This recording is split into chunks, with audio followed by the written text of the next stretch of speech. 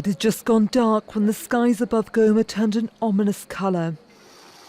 Mount Nyiragongo began erupting around 7 p.m, sending a river of molten lava down its steep slopes. It quickly engulfed roads and sent panicked residents running for safety. Many fled east towards the border with Rwanda. Others didn't know where to go. We've come from the village fleeing the fire from the volcano's lava. We looked into the sky and we saw the red color from the volcano. We are looking for a place to shelter. We don't know what to do. We don't even know how to act. There's no information, even on the national channel.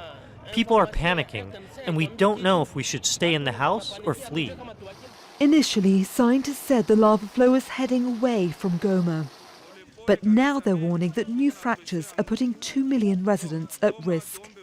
Seismic activity could probably mean that some other fractures are opening, or even simply that is the activity itself, because it's the rift that is moving.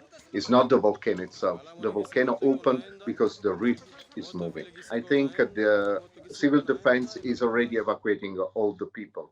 There were already signs that most of the people were going through Sakes on the western side of the volcano. The volcano lies at the Albertine Rift and has been an ongoing threat to locals for decades. The last eruption in 2002 cut a path through Goma's business district and flowed into Lake Kivu. This, along with choking fumes, earthquakes and collapsed buildings, killed around 240 people. A huge lava lake has remained since. Now, the risk from the eruption poses an immediate danger for people living below. The flow of molten rock is expanding and remains unpredictable. Clément, we see that the volcano has calmed down. I imagine people there are still very much on edge.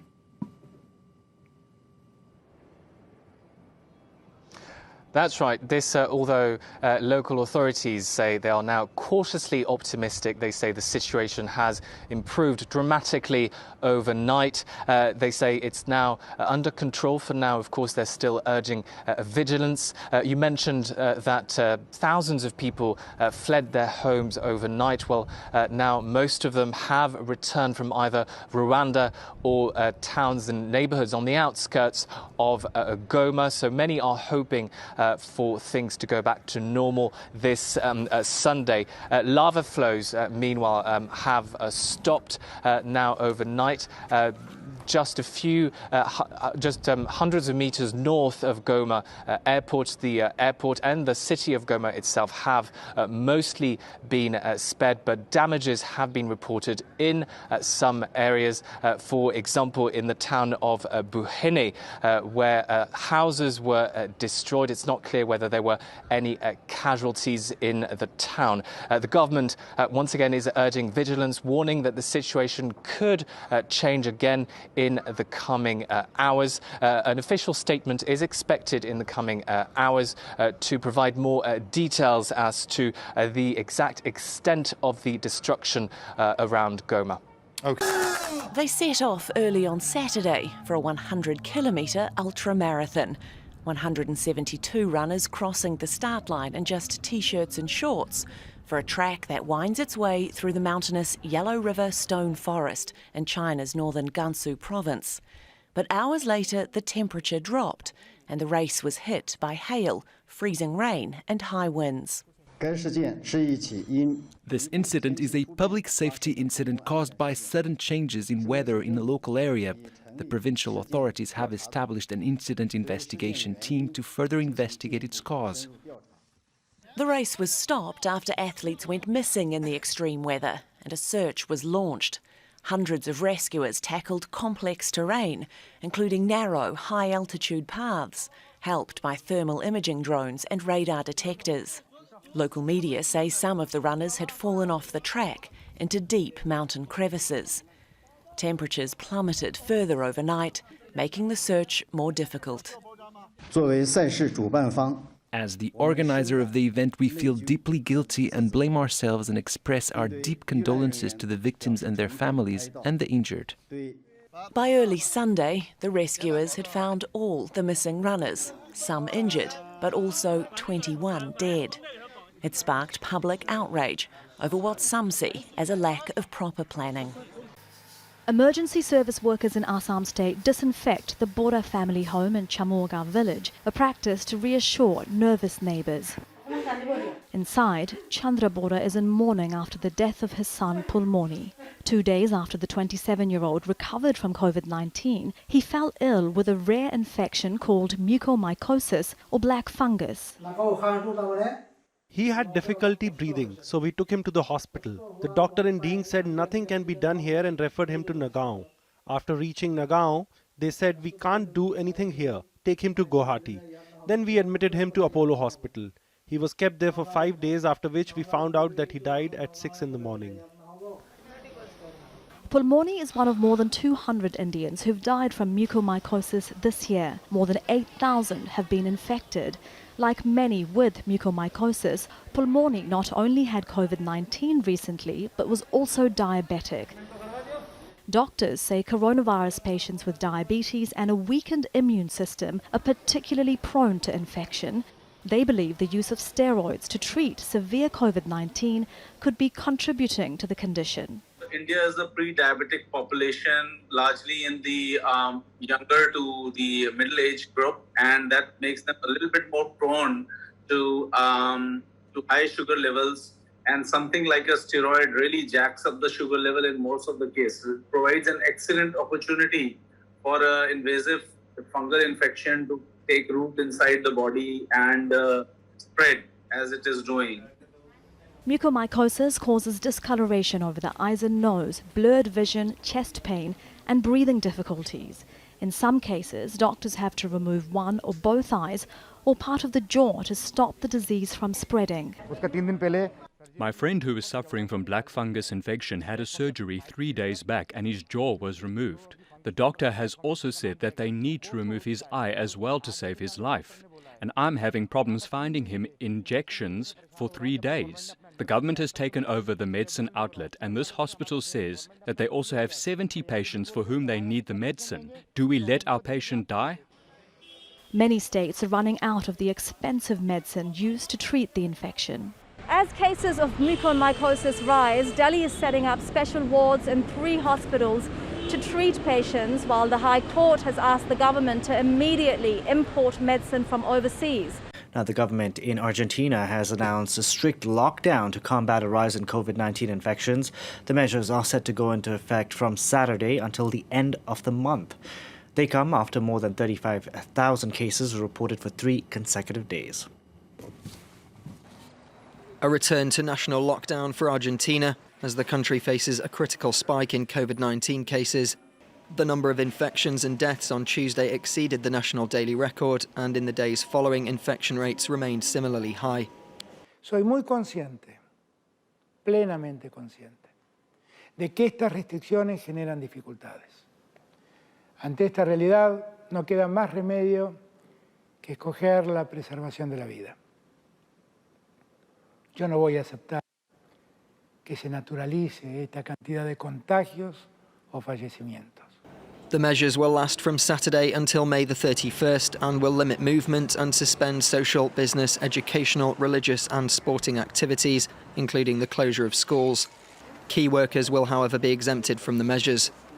After May 31st, measures will return to their current status, a curfew from 8 p.m. to 6 a.m. and a ban on social, recreational and commercial activities in closed spaces. Medical experts say that testing is essential for Argentina in navigating its way out of the sharp rise in cases and deaths, as well as the arrival of vaccine doses. Se han hecho hasta 120.000 test por día. Se deberían hacer 300, 400 o 500.000 testeos por día para identificar la mayor cantidad de contagiados posibles y aislarlos. Y por supuesto, deberían llegar unas 5 millones de vacunas de AstraZeneca. Se tienen que desplegar en no más de 15 a 20 días. Para lograr así inmunidad y que el virus no encuentre huéspedes susceptibles. So far, only 4.7% of Argentina's population has been fully vaccinated, while 18.4% has received a first jab. Overall, Argentina has recorded 3.4 million confirmed COVID-19 infections and more than 72,000 deaths. They've been designated essential workers. operating on the front line as the number of deaths from the virus in Argentina climbs to 73,000. But strict hygiene measures have not been enough to protect them, with a growing number of cemetery workers infected and, as the second wave strikes, dying. There are many things that can infect you in this place. On top of it all, we have COVID too, and that's unhealthy. We're fighting a war every day. The World Health Organization says the true number of COVID-19 victims in Latin America is probably much higher than registered, something this funeral director confirmed, saying the virus is not always listed as the cause of death. He added that handling the bodies of COVID-19 victims was not the only risk they faced. The main point of contagion when we collect a body is with the families. We don't know if those family members have COVID or not, in their homes or when we go to a hospital. Funeral workers have also had to deal with the emotional trauma of consoling relatives and restricting how many family members can participate in funeral proceedings. We're seeing people begging for a moment, just a moment to say a formal goodbye, a minimal farewell. They say they're overwhelmed, that 20% of about 10,000 cemetery workers are affected, either have or have had the virus. Another 10% can't work since they're considered vulnerable. We don't normally talk about death until we have to. Cemetery workers, essential workers, are used to that. But now they're shouting to be heard because they're dying in the fight against the pandemic and say their industry can't take much more. Argentina has vaccinated less than 5% of its population in a process which has stuttered across Latin America. But cemetery workers say it's not enough to be designated essential workers if they're not given the greater protection vaccines can offer. What we're asking for is absolutely just, and I hope they listen to us, that they see us, please. The union negotiations with the government are on pause, while both sides consider their position. We know that if we take industrial action, we'll only add to the pain. We don't want that because we understand pain. We see it every day. As the second wave hits and with vaccines in short supply, governments across Latin America are imposing yet more unpopular lockdowns to try to alleviate the strain on an already overburdened infrastructure. Those on the front line keep working, but say they can't take much more. Among Nepal's challenges in the country's second wave of COVID, a lack of liquid oxygen. Supplies from India are no longer available. And a lack of beds. At this hospital in Kathmandu, some patients are being treated on makeshift beds outdoors. They told me my mother's oxygen level was low and asked me to find a bed somewhere else because the hospital was packed. I tried many places and found one in the premises of this hospital. Only one bed was vacant when we arrived here. We were lucky to get it. Nepal's infection count is approaching 500,000 people for a population of nearly 30 million. Deaths are estimated at around 200 a day. Experts, however, say the real figure could be significantly higher. There are fears the virus could be especially devastating in rural areas.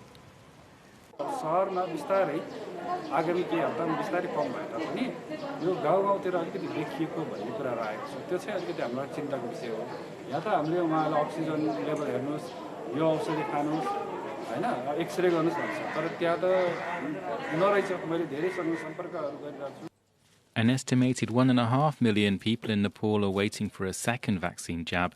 Supplies have been held up by India's export ban introduced last month. The country is now relying on its last supplies of Sinopharm jabs from China.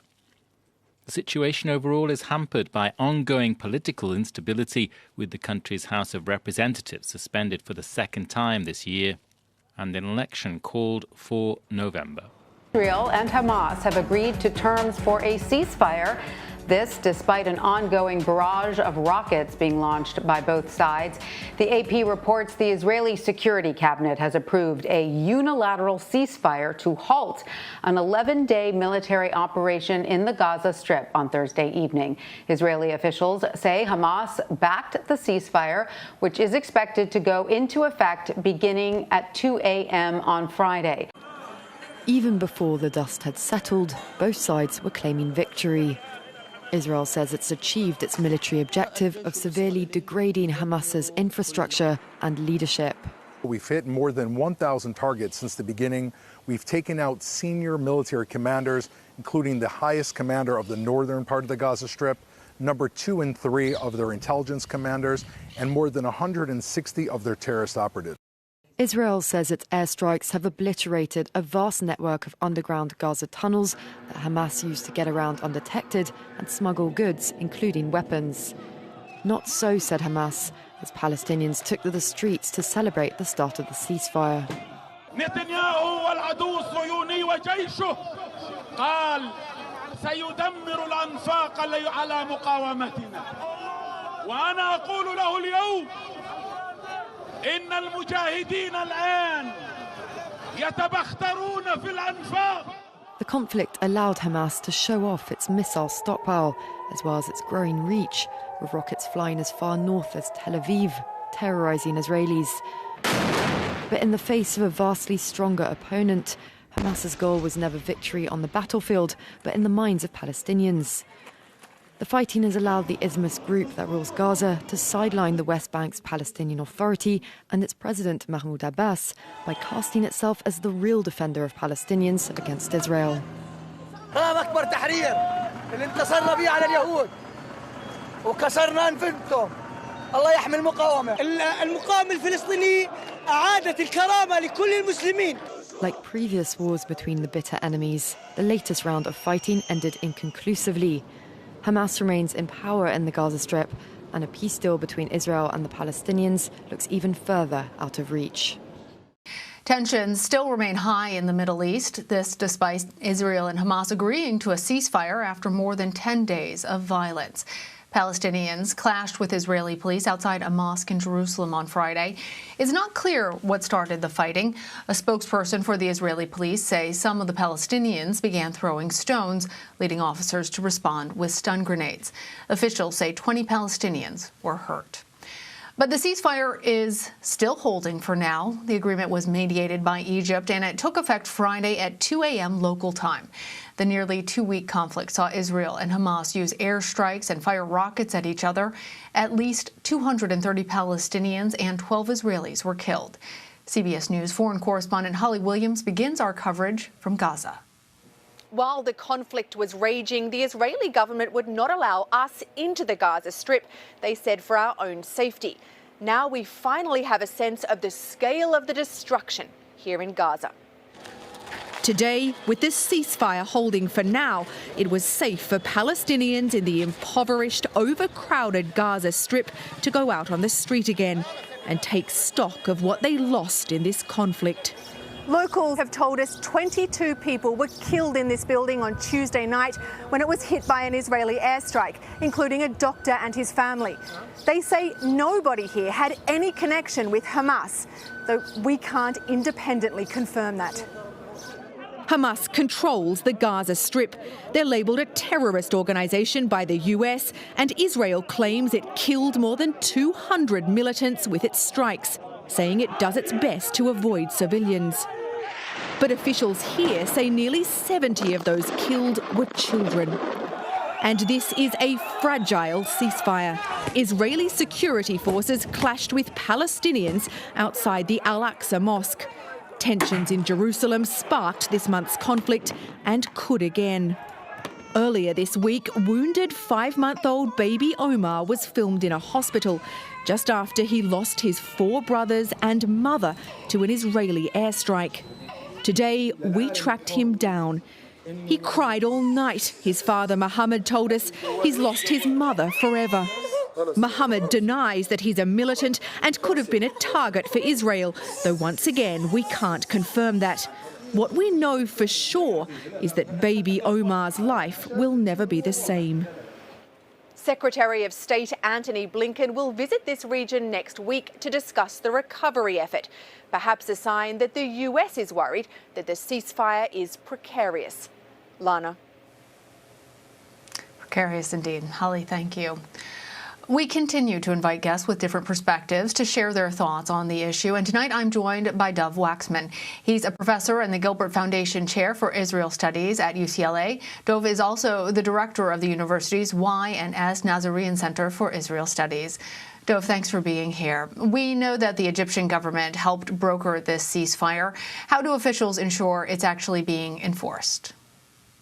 Well, it's really at the moment seems to be down to Hamas and the Israeli government to uphold the agreement. There is no external monitoring mechanism. It's a voluntary ceasefire, it's a mutual ceasefire, but it seems to be without any longer-term agreement that would really keep the ceasefire in place. So without really addressing the underlying causes of this latest escalation, I think it's just a question of time until the ceasefire ends, whether it's hours, days, weeks, months, or maybe years. I don't think it will last as long as years. So it's very fragile, and it's likely that there will be another confrontation between Israel and Hamas sooner rather than later. And you heard in Holly's piece and my introduction about the ceasefire being tested already with clashes between Israeli police and Palestinians outside of that mosque. Do you expect that if these skirmishes continue, that might spell the end for the ceasefire? Well, certainly what happens on the Al-Aqsa Mosque compound, or what Israeli Jews refer to as the Temple Mount, is in many ways the ground zero, if you like, for the conflict. It is the epicenter, and anything that happens there can inflame tensions and can lead to conflict. So there's always that possibility. I'm somewhat encouraged by the fact that the clashes that took place today and the Israeli police raid that occurred on the Temple Mount, on the Al-Aqsa Mosque compound, didn't lead to a resumption of rocket fire from Hamas or fighting. So far the ceasefire's held. I think Hamas feel that they've already achieved their goals from this latest round of fighting. And I think Israel has achieved what it could, which is not to say a great deal, but it has achieved what it could. So I think neither side right now is interested in returning to the violence. And that is really the thing that is likely to at least keep the ceasefire in place for a while. And as you know, Dov, earlier this year, Israeli Prime Minister Benjamin Netanyahu was unable to form a new government following the country's election.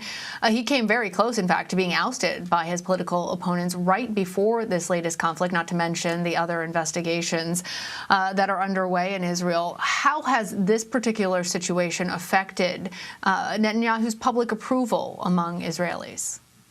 Well, he continues to be widely disliked by about half the Israeli population, widely suspected. In fact, many Israelis believe that this latest outburst was partly Netanyahu's making, that he allowed tensions to escalate in Jerusalem for his own political interests.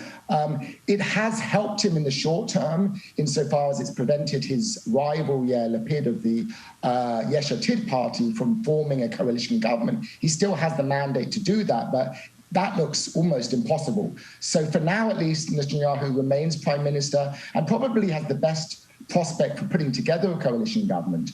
But he's also being criticized very harshly from the right, from politicians on the right, and from many Israelis for what they see as an inconclusive campaign in Gaza. They wanted a decisive victory. They wanted Hamas to be really hit hard, or if not defeated.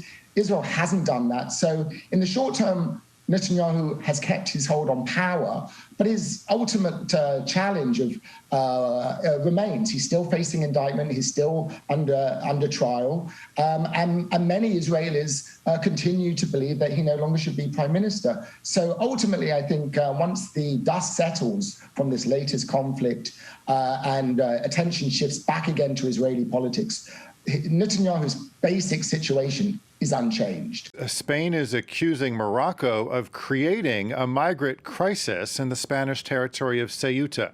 8,000 migrants entered the territory from Morocco this week, and most of them, about 6,500, have since been sent back. Madrid claims that Rabat did nothing to prevent the migrants from making the trip. On Thursday, the body of a second migrant was pulled from the water. We want to warn you that some of the images you're about to see are hard to watch. He swam in the hope of reaching a new shore and forging a new life. Spanish police pull this migrant's body from the sea and quickly cover it with a sheet. The latest person to die crossing from Morocco into Ceuta. These migrants managed to successfully reach the Spanish enclave but are now preparing to return to Morocco. Madrid is still determined to send back hundreds, with 6,000 of the 8,000 people who've arrived already forced back. According to officials in the enclave, some 800 unaccompanied minors are still there, with some sheltering in this centre.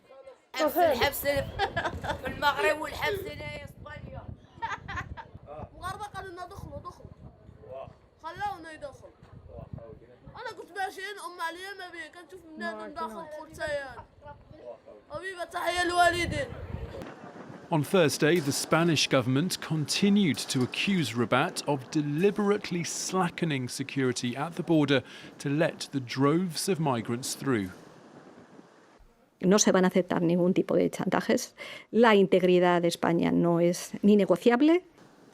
This tense diplomatic row first began when the Madrid government let the leader of the Western Sahara's independence movement come and be treated for COVID-19 in a Spanish hospital. For its part, Morocco maintains that Spain has abused and mistreated migrants, while Amnesty International has this week accused both countries of using migrants as the pawns in their political game. This young man's dream of a better life in Europe ended before it began. His body washed up on the shores of Ceuta, a Spanish enclave on Morocco's Mediterranean coast. He was one of around 8,000 migrants who hoped to take advantage of what appeared to be a decision by the Moroccan authorities on Monday to relax border security. People swam or waded across as the tide dropped. It caught the Spanish authorities completely off guard.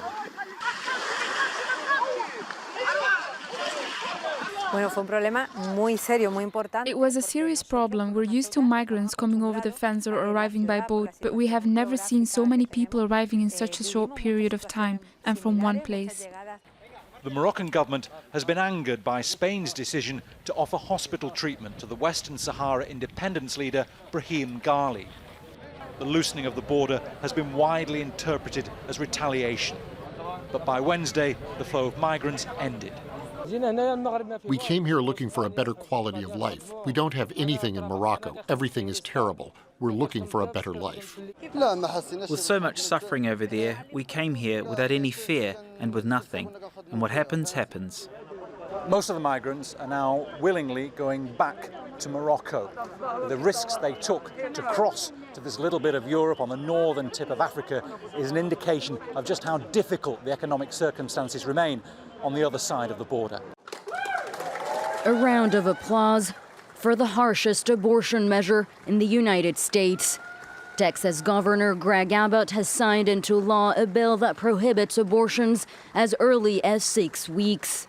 Our creators endowed us with the right to life, and yet millions of children lose their right to life every year because of abortion.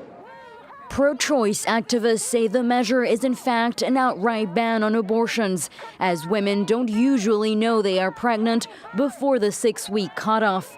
The law also has a twist. Instead of having the state enforce the law, the bill turns the reins over to private citizens who can sue doctors, clinics, and anyone who offers women assistance. This would effectively prevent abortion rights activists from pursuing legal action against the state. Texas has joined at least a dozen other states that have passed restrictive measures. In an unprecedented move, the U.S. Supreme Court has agreed to hear a case involving a Mississippi law that would ban most abortions after 15 weeks. This case would pave the way for being able to do more severe bans legally, right? Because it would take away that last tenet of Roe that is keeping states from being able to do 6-week abortion bans. And so Roe would be, in effect, legal, but with no teeth. The case will be the first on abortion under the court's new 6-3 conservative majority. It could undermine the 1973 landmark Roe v. Wade ruling that legalized abortion, bolstering attempts by states to gain greater control over abortion laws.